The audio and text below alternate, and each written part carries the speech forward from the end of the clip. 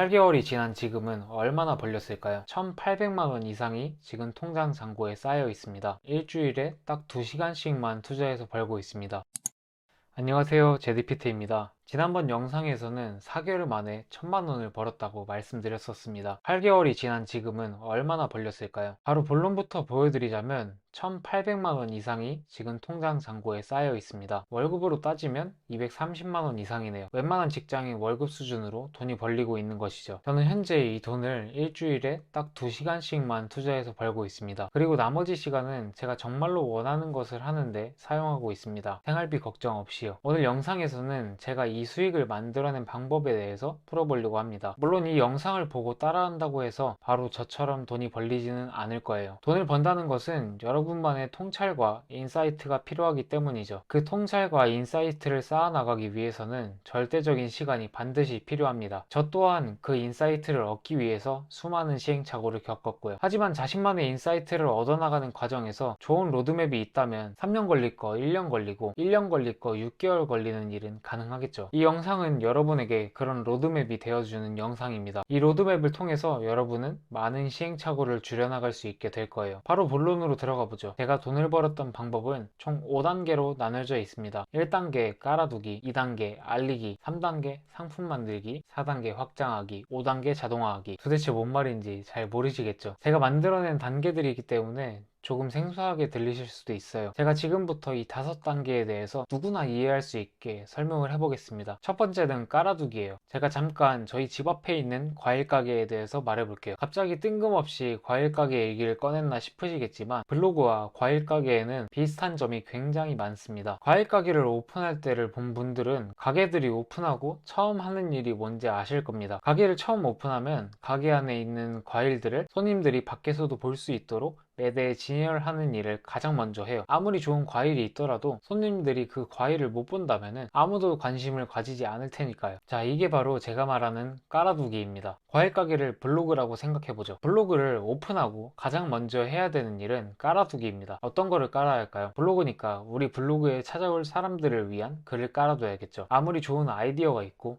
기가 막힌 주제를 가지고 있다고 해도 그걸 보여주지 않으면 사람들은 모르니까요. 블로그에서 돈을 못 버는 대부분의 사람들은 이 과정을 중요하지 않게 생각하고 건너뛰려고 합니다. 누가 보는 사람도 당장에 없는 것 같고 재미도 없는 작업이니까요. 그리고는 바로 상위 노출이나 방문율 같은 것에만 신경 쓰는 거죠. 상위 노출이나 방문율 같은 게 중요하지 않다는 얘기가 아닙니다. 결국엔 그런 것도 글이 깔려있지 않고 사람들이 여러분들의 글을 모르게 되면은 무용지물이 되니까요. 내가 누구인지, 나는 어떤 주제로 블로그를 운영하는지, 나는 당신에게 어떤 이득을 줄 수 있는지 최소 글 5개 정도는 깔아두고 다음 단계로 넘어가시길 바랍니다. 이 글들을 어떻게 깔아야 되는지도 굉장히 중요하지만 그렇게 설명하면 영상이 1시간짜리여도 모자랄 것 같으니까요. 영상 하단에 링크 참고하셔서 제가 블로그에 쓴 칼럼들을 먼저 참고해 보시길 바랍니다. 영상으로는 차차 올릴게요. 두 번째는 알리기입니다. 과일가게 사장님들이 과일을 다 깔고 나면 뭘 하시죠? 엄청나게 우렁찬 목소리로 참외, 수박, 사과 같은 거를 홍보하기 시작합니다. 그 시장에 장 보러 온 손님들이 다 들을 정도로 홍보를 하죠. 블로그도 똑같아요. 여러분들의 블로그를 알릴 준비가 다 되었다면, 즉 깔아두기가 완료가 되었다면 이제 본격적으로 여러분들을 알려야 합니다. 블로그에서 자신을 알리는 방법은 크게 두 가지가 있어요. 첫 번째는 상위 노출이고 두 번째는 서로유 추가입니다. 전업으로 블로그를 하실 분들은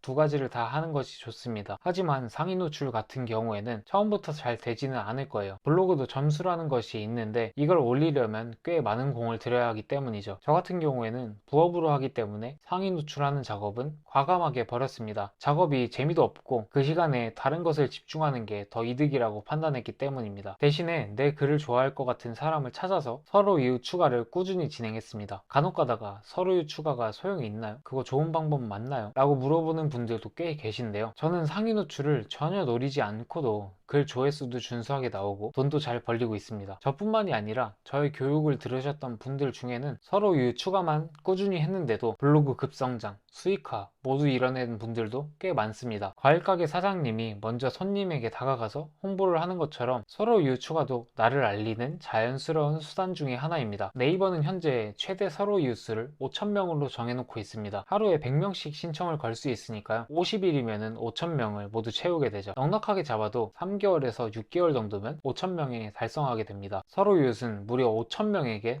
나를 공짜로 알릴 수 있는 기회입니다. 그러니까 이 기회를 놓치지 말고 꼭 끝까지 실천해 보시길 바랍니다. 세 번째는 가장 중요한 상품 만들기입니다. 상품 만들기는 말 그대로 내가 블로그에서 팔 수 있는 전자책, 강의, 프로젝트, 컨설팅 등의 상품을 만드는 것을 말합니다. 가장 중요한 단계이고 돈을 벌기 직전의 단계이죠. 이 구간만 잘 통과하면 여러분도 돈을 벌 수 있게 됩니다. 제가 추천드리는 방법은 전자책으로 시작하는 거예요. 한번 써두면 홍보하기에도 좋고 나의 전문성을 입증하기에도 좋고 거의 자동으로 팔려나가기 때문에 내가 잘 때도 놀 때도 돈이 들어오기 때문이죠. 어떤 분들은 전자책은 돈이 안 되잖아요 라고 말하지만 저는 저의 신간으로만 벌어들인 수익이 1,000만 원이 넘어갑니다. 저의 이 신간을 보고서 따라서 전자책을 만든 분들도 현재는 몇백만 원의 수익을 벌어가고 계십니다. 제대로만 쓴다면 충분히 돈이 잘 되는 게 전자책이에요. 그러니까 돈이 안 된다는 말에는 현혹되지 마시고 전자책부터 시작해 보시길 바랍니다. 상품을 만드는 작업은 첫 번째 깔아두기와 병행하는 것이 좋습니다. 제가 말했던 1, 2번을 꾸준하게 실행하면 한 달도 안 돼서 블로그 유입량도 늘고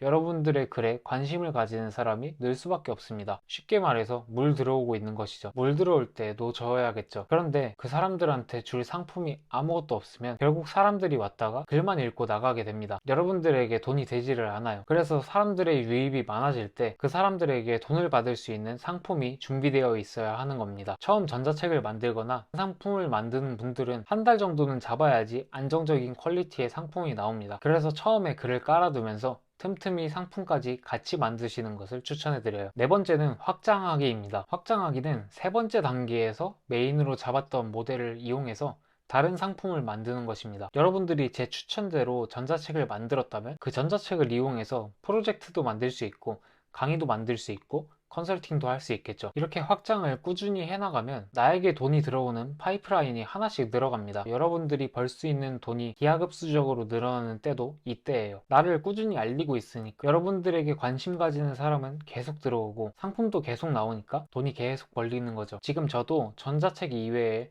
두 가지 정도를 더 하고 있는데요. 한 개는 딱 하루만 일해도 100에서 200만 원 정도는 벌리는 파이프라인을 하나 가지고 있고 나머지 한 개는 일주일에 1시간 정도만 투자해도 월에 70만 원에서 100만 원 정도는 꾸준히 들어오는 그런 파이프라인입니다. 일주일에 1시간 정도만 투자해도 되는 이 파이프라인은 제가 정말 비장의 무기처럼 키우려고 하는 상품 중에 하나입니다. 곧 검증이 완료돼서 여러분들에게 풀어드릴 테니까요. 조금만 기다려 주시기 바랍니다. 다섯 번째 단계는 자동화하기였습니다. 이제 1단계부터 4단계까지 했던 노동을 대신할 무언가를 세팅하고 나는 그 돈만 가져가는 것이죠. 저는 현재 이 다섯 번째 단계까지 어느 정도 도달해 있기 때문에 일주일에 2시간만 일해도 월급 이상의 돈이 꾸준하게 들어오고 있는 거예요. 자동화를 시키는 건 쉽지 않습니다. 저도 시행착오를 가장 많이 겪은 분야입니다. 간단한 꿀팁만 조금 드리자면 자동화는 IT와 사람 두 가지만 기억하면 됩니다. 요새는 플랫폼이 너무 잘 되어 있고 코딩을 할 줄 몰라도 홈페이지를 제작할 수 있기 때문에 IT를 자동화하는 게 너무너무 쉬워졌습니다. 그래서 처음 자동화를 시도해보는 분들은 IT를 통해서 자동화를 하는 걸 적극적으로 추천드려요. 사람에게 자동화시키는 것도 마찬가지로 요즘에 인력을 사용할 수 있는 여러 플랫폼들이 나와 있습니다. 그 플랫폼들을 잘 활용하셔서 우선은 자동화를 시도해보세요. 그 이후에 여러분들이 사람을 어느 정도 다룰 줄 안다. 그러면 이제 고용을 시작하고 진짜 사업의 단계로 넘어가게 되는 겁니다. 자, 오늘은 제가 일주일에 2시간만 투자해서 월급 이상의 돈을 버는 방법에 대해서 말해봤습니다. 사실 3단계까지만 꾸준히 반복해도 부업 수준에서는 이미 꽤 많은 돈을 벌게 될 거예요. 100만원에서 200만원 사이는 꾸준하게 벌 수 있거든요. 아까도 말씀드렸지만 저를 따라서 이 세 가지를 반복한 사람 중에는 이미 꽤 많은 돈을 번 분들도 많습니다. 그러니까 여러분들도 3단계까지만이라도 꾸준히 반복해서 월급 이외에 따박따박 들어오는 부수입을 꼭 얻어가시길 바랍니다. 앞서 말했다시피 이 영상을 본다고 바로 결과가 나오는 것은 아니에요. 지금이야 제가 이 영상 한 편으로 모든 과정을 보여드리지만 저는 몇 년간 정말 많은 시행착오를 겪었습니다. 여러분들도 앞으로 제가 말한 단계 속에서 무수히 많은 시행착오들이 기다리고 있을 거예요. 하지만 이런 시행착오가 없이는 돈을 벌 수 없습니다. 이건 세상의 진리예요. 돈뿐만이 아니라 아무것도 얻을 수가 없죠. 이건 저도 그랬고 저에게서 배운 사람들도 모두 그랬습니다. 이 영상을 본 여러분들도 마찬가지일 거예요. 그래도 이런 시행착오를 겪을 때마다 여러분들이 단단해지고 돈 벌 그릇이 커지고 있다는 것을 믿고 꾸준히 실행하셨으면 좋겠습니다. 시행착오를 이겨내고 단단한 그릇을 가진 여러분들은 결국 무조건 돈을 벌 수 있게 될 테니까요. 오늘 영상은 여기서 마치도록 하겠습니다. 제 블로그에 더 구체적인 정보들이 많으니까요. 실력을 더 빠르게 늘리고 싶은 분들은 제 블로그 글들 쭉 읽어보시길 바랍니다. 영상 봐주셔서 감사합니다. 안녕.